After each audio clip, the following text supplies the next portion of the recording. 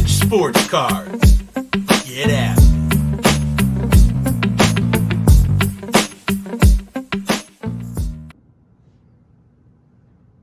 Hey, it's Hello Falava. Leotard with Dr. John Peterson here.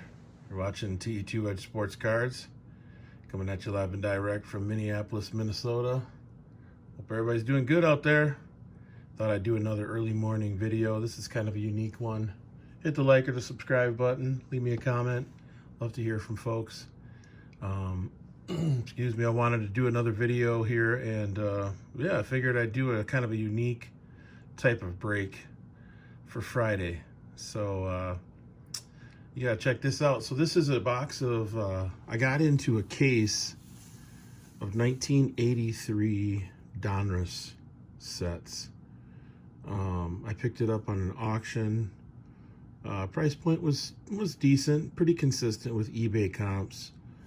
It was a Wisconsin auction out of Waupaca, which is on the eastern side of the state, kind of up near Green Bay, up by the Fox River Valley. So yeah, ended up getting into a case. This would have been back in November, December of last year. 15 sets of 83 Donruss, which is a product that I had opened up when I was collecting cards. I would have been 9 when this set came out. I never had a set, only packs that I opened. So this is how they come through.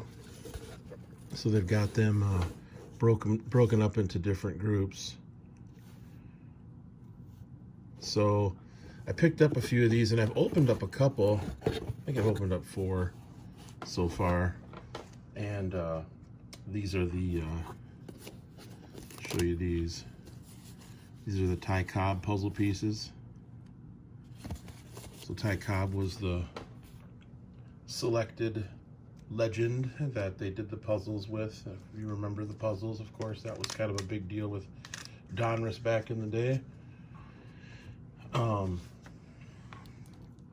So yeah, so these are how they come through in these little plastic packages. And I figured I'd open up a few of these. I won't open up all of them on camera just because it gets to be a little bit long.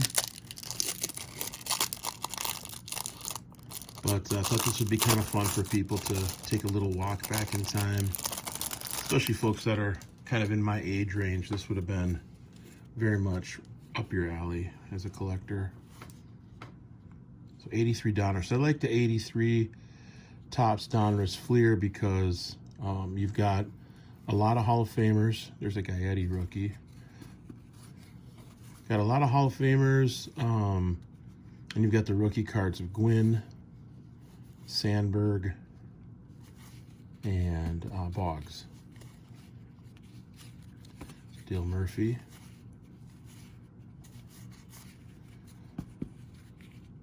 So yeah, this is kind of fun. There's a Pete Rose. It's kind of a classic card.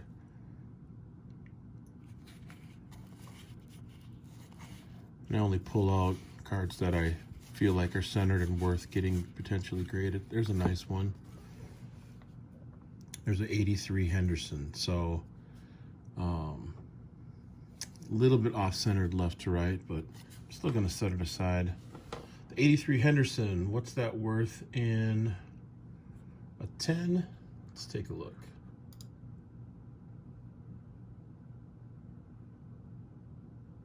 Yeah, you're looking at 140 on PSA.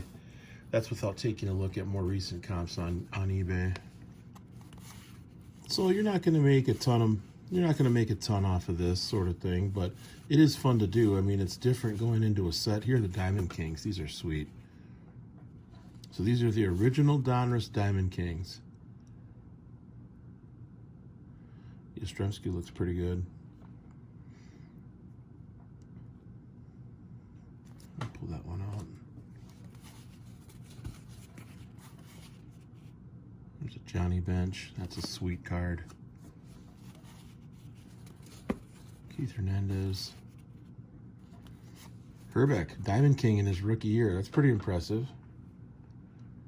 He had a good rookie. He had a good freshman season. Good rookie season as a Twin. There's a Carlton.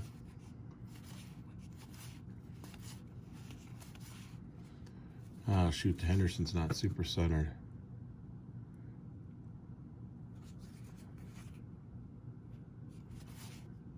I'll pull that out, though. Still might be a 9. Pops.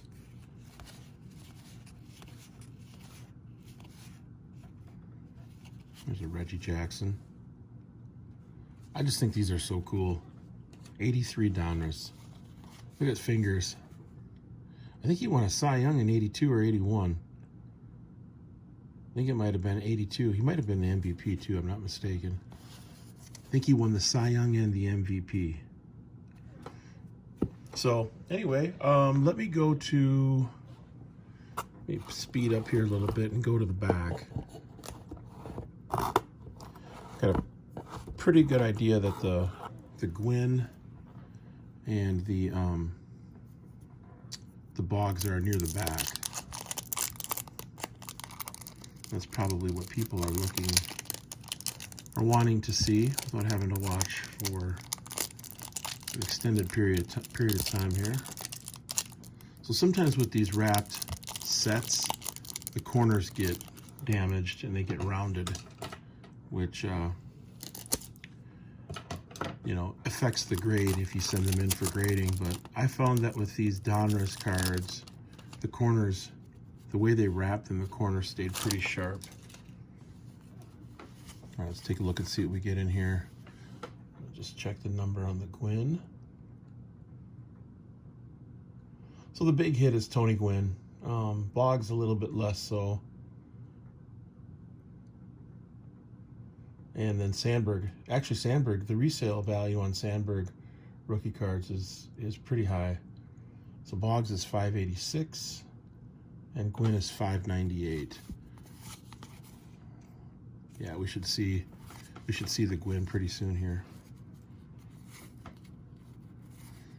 It just gives you a sense of kind of what you're looking at. So here's the Gwynn next.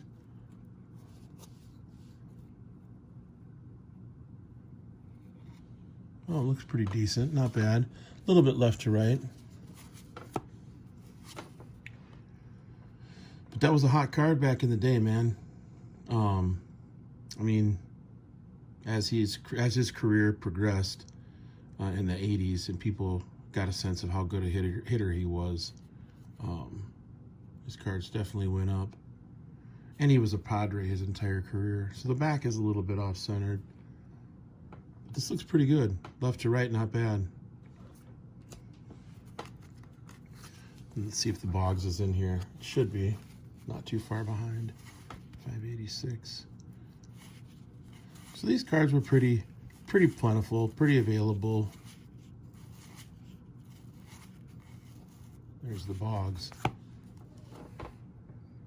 So kind of a fun way to go about getting these cards. I mean, if you can't afford the wax, which tends to be pretty expensive, you can go this route, you know, and buy a set, an unopened set, a sealed set of, you know, early modern, late vintage cards. This Boggs looks pretty good.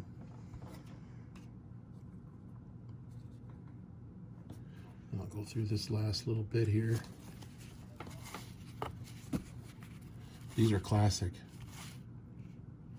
83 Donruss.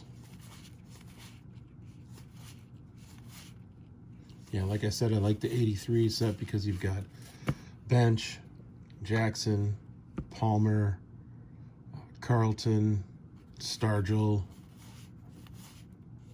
I mean, all those greats from the 60s who were rookies in the 60s. Tom Seaver.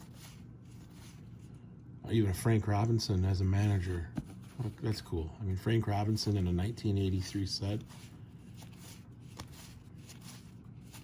So of course, what I wanted to do is I wanted to pick these up and go through them and